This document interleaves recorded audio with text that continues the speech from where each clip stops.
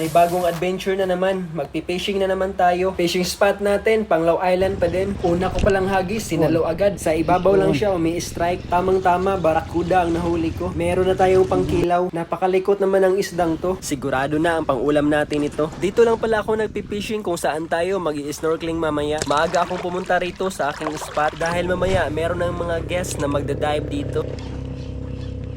Uy, fish on na naman. Ano kayang isda to? Barracuda na naman siguro to. Okay, nakahuli na naman tayo ng good size na barracuda. Pangalawang isda ko na to. Ang sarap talaga sa feelings kung makahuli ka ng isda. Dahan-dahan lang ako sa paghawak dahil napakatulis ng mga ngipin. Kung makagat ako ng isdang to, para na rin akong kinagat ng bampera. Tama na to ang aking mga nahuli dahil meron ng mga guests na magda-dive. Nandito na ako sa ibabaw ng cliff. Huhugasan ko na to ang mga nahuli kong isda. Kung wala kaming ginagawa, dito kami sa ibabaw ng bato, tumatambay. Dala namin ang aming mga fishing rod. Sabi nila masarap daw ang laman ng barracuda sa kinilaw. Kaya susubukan ko naman ngayon. Sa mga oras na to, marami ng mga nag-i-snorkeling at mga naliligo. Kadalasang pumunta sa diving site na to, mga ibang lahi. Ewan ko kung bakit kunti lang ang mga Pinoy na nagpupunta rito. Siguro takot lang talaga sila umitim. Magluluto din ako ng tinulang isda. Kanina pa kasi ako nilalamig. Ang lakas kasi ng hangin rito. Parang signal number 2. Kanina pa sana ako natapos magluto. Natagalan ako dahil marami kasing magagandang tanawin dito sa paligid. Di ako makapag-focus sa aking pagluluto. Sa tingin ko, ready na ang ating kinilaw na barracuda. Pumuputi na ang kanyang laman dahil ibinabad ko sa suka. Halatang gutom na ang aking kasama kaya kakain muna kami. Ganito lang kasimple ang buhay namin dito sa probinsya. Simple pero masaya. Patay! Talon ako dito, guys. Nakakatuwa talaga, excited pa naman ako, ubusin ang kinilaw. Tapos nahulog lang. Pero ito si ate, mas delikado kung mahulog. Okay lang kung sa akin siya mahuhulog. Tutulungan ko naman sila dito sa babaan. Sige.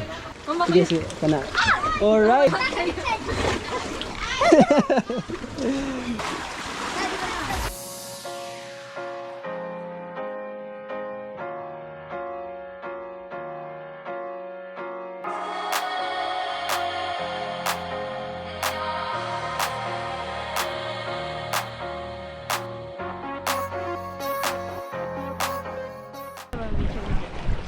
Duero o Sierra. Layo ay. Tinanong ko sila kung saan sila nakatira. Merong taga Duero, taga Sierra Bulyones. Pagkatapos nilang kumain ay bumalik na kami sa dagat dahil magpa-practice pa sila kung paano lumangoy. Believe ako sa kanila dahil may improvement kaagad sa kanilang paglangoy. Marunong na din silang mag-duck dive. Sobra kaming nag-enjoy sa mga isda na nakikita namin sa ilalim ng dagat. Ayaw pa sana naming umuwi kaso lang hapon na. Giniginaw na rin kami sa ilang oras nakababad sa dagat. Gagawa na lang siguro ako ng part 2 sa video natin ngayon para ma-detail ko kung paano pumunta rito. Kung gusto nyo tong puntahan, comment lang para ma-guide ko kayo. At kung meron akong bakanting oras, pwede ko pa kayong samahan. Maraming salamat po sa walang sawang panonood sa aking mga videos.